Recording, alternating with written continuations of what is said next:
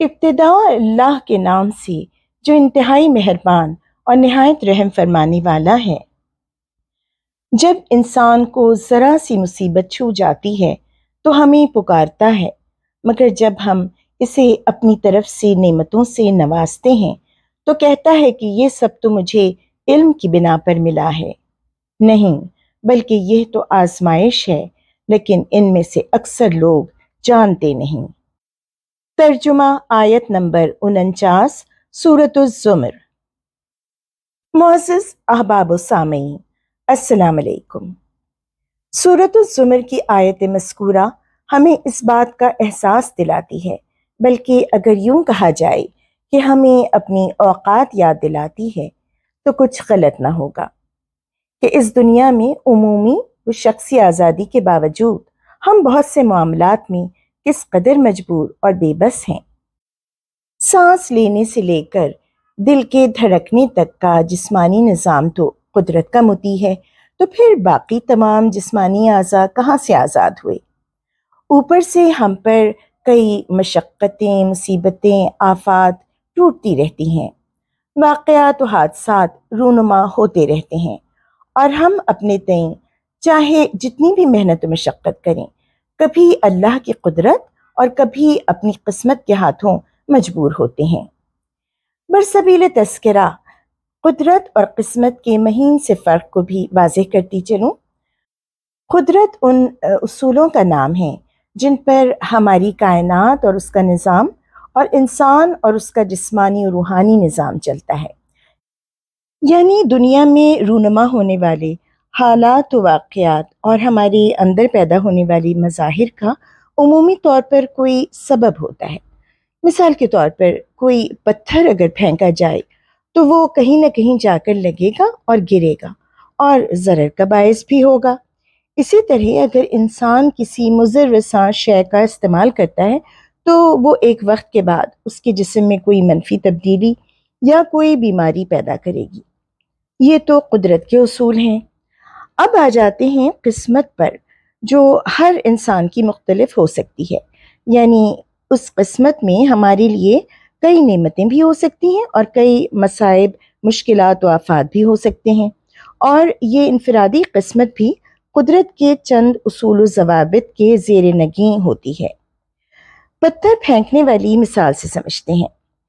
یہ تو قدرت کا اصول ہے کہ پھینکا جانے والا پتھر کہیں نہ کہیں جا کر لگے گا، مگر اگر یہی پتھر کسی انسان کو آ کر لگے اور اسے معمولی یا غیر معمولی نقصان پہنچائے تو یہ اس انسان کی قسمت یا تقدیر کہلائے گا۔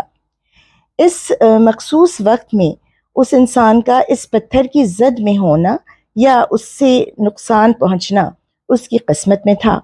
جس نے یہ پتھر پھینکا اس پر تو گناہ لازم ہوگا، مگر جس کو آ کر لگا اس کے لیے یہ نقصان آزمائش بن گیا۔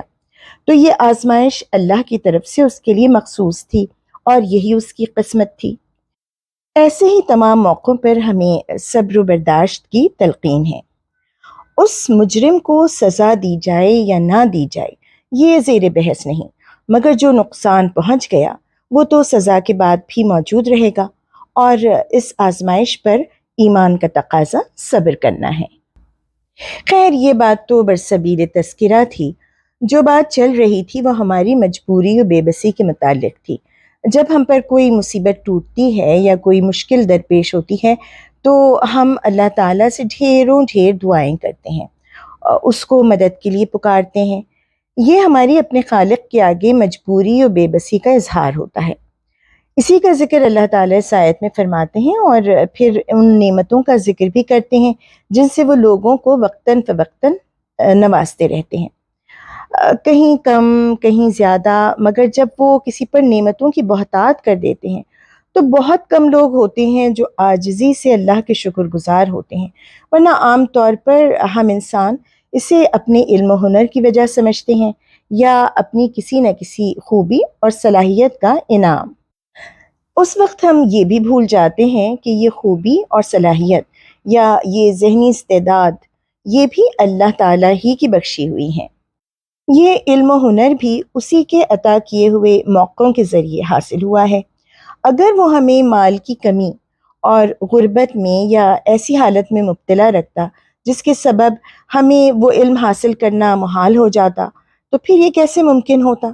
یا ہمیں وہ ذہنی استعداد یا انٹلیکٹ سے عاری رکھتا تو ہم اس مرتبے تک کیوں کر پہنچتے؟ تکبر تو دور کی بات، ہمیں تو ذرا سا فخر و غرور کرتے ہوئے بھی سنبھل جانا چاہیے۔ اس آیت میں اللہ تعالیٰ اپنی نعمتوں کو انعام نہیں بلکہ ایک فتنہ یعنی ہمارے لیے ایک آزمائش کا درجہ دے رہے ہیں۔ جس طرح مصائب انسان کا امتحان ہوتے ہیں، اسی طرح بہت زیادہ نعمتیں بھی آزمائش ہوتی ہیں، اور بے شک ان نعمتوں کو پا کر اکثر و بیشتر ہم یہ بھول جاتے ہیں اور خود کو اس سے بڑی آزمائش میں مبتلا کر لیتے ہیں۔ اللہ تعالیٰ سے دعا ہے کہ وہ ہمیں اس طرز عمل سے محفوظ رکھے اور ہمیں ایمان میں پختگی عطا فرمائے۔ آمین یا رب العالمین۔ اللہ نگہبان۔